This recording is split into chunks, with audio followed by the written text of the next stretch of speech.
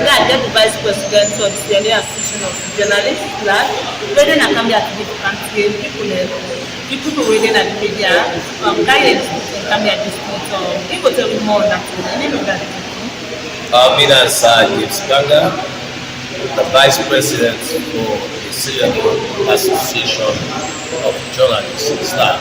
So this meeting where you can get people and carry the discussion, come here, making the meeting. I'm here today that come here for journalists then from carrying it and come here in the post for capacitated for learning within our concrete and gender sensitivity reporting. So this meeting where you can get to them, is it timely?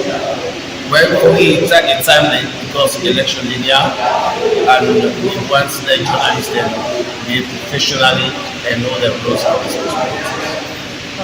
Finally, what are the message we get from people that we see God peace as senior Vice President for TDN Association of Journalists? As we march towards the election, we want the journalists to move off of politics. We want them to be more professional. They don't see themselves inside the news.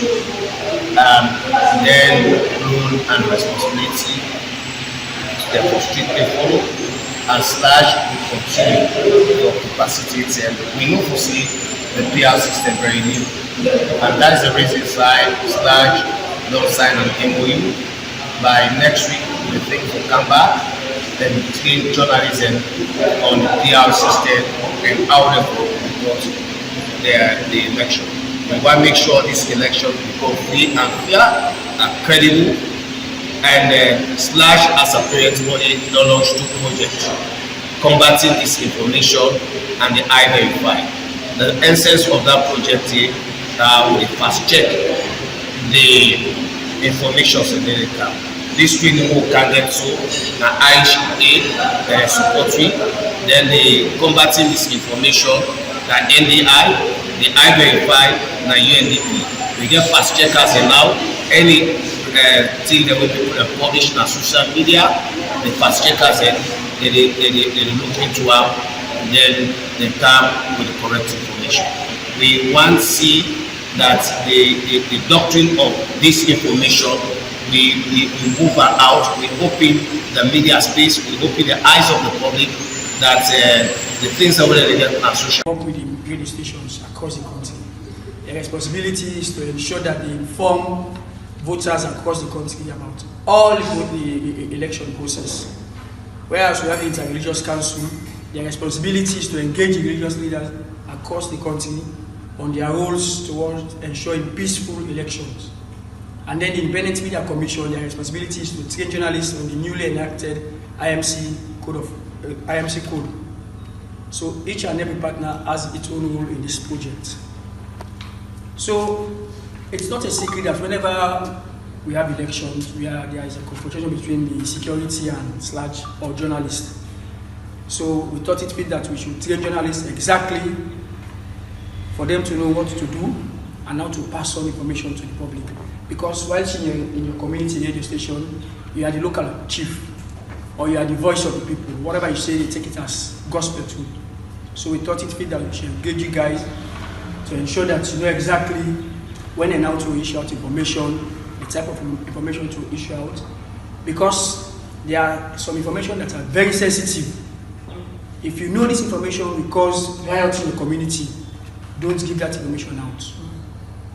There is no way you can defend that, because the responsibility relies on you that you are the one who give out the information, and as a result of that, the people go on the rampage. So you be held responsible. So that is why we say we should move around.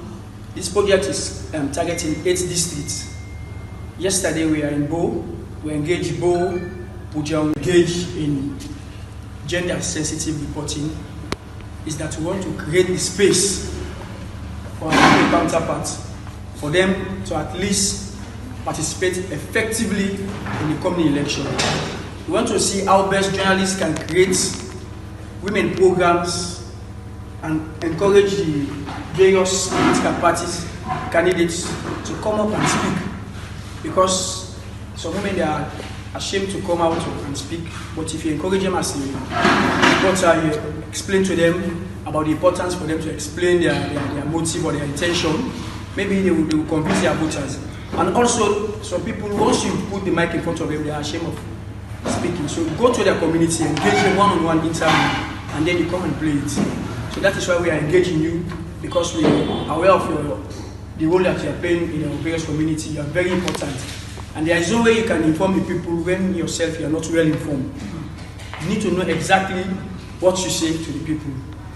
You should not invite somebody in your studio and then in turn the person is the one interviewing. You should be the one interviewing the person. So you should be on top of the situation. That is why we are moving around to ensure that we engage all our membership, whether you are SLAJ member or not. For as long as you are a practicing journalist, this project will cover you, because we want to ensure that the people get the factual information, accurate and timely information. Mind you, we also have the I-Verify project that is also ongoing. That project again is targeting information that is being disseminated on social media, mainstream media. We want to ensure that if we are calling for another training for Kaila on this, because we want to have journalists to benefit. So whenever we have another training for Kaila on this, please ensure that you recommend your colleague. Don't shop again, so that those who are not benefiting today will have the opportunity to benefit in the next training. Good morning, colleagues. Good morning. I'm glad to be here this morning as your chairperson for the region as far as journalism is concerned. And I want to use this special opportunity to say thank you. It was a very prompt, untimely moment we are called upon, but you answered to the call. To us, that shows how serious we are in this profession, and it shows the passion and love we have for our profession. On that note, I want to use this special time on behalf of the association to welcome each and every one of you to the meeting, especially my counterparts, the female journalists. I'm so much glad to see you.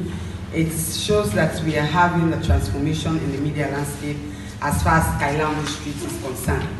Before now, in Kaya, it's not easy for lazy women to practice journalism at this part of the country. Yeah. But to me, I want to say thank you, ladies. Keep it up. It's not an easy task. If you want to become Awajo the Talker, you want to become Victoria Bernard, sorry, Mrs. Jabati, I don't have a great problem. If you want to become any one of us, it's time that you have passion for the job.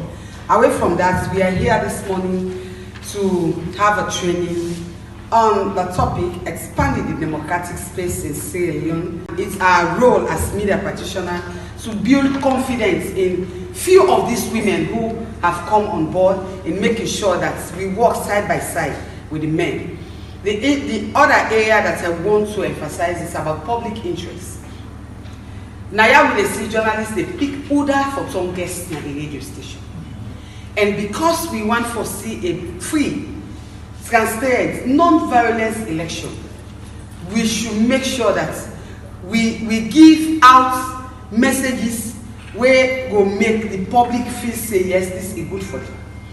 And each and everybody within a society, be human, woman, physically challenged, disabled, beginning, forget access to the media, coverage. We will not be selective in dispensing our duty. So I want to use this platform to say to you guys that this election, the good outcome of this election depends on the media. You know what? The community rely on the media. Now if they see somebody, they say, that's all it's of journalists not telling me it, so I'm not believing. And that shows the public trust they have in the media.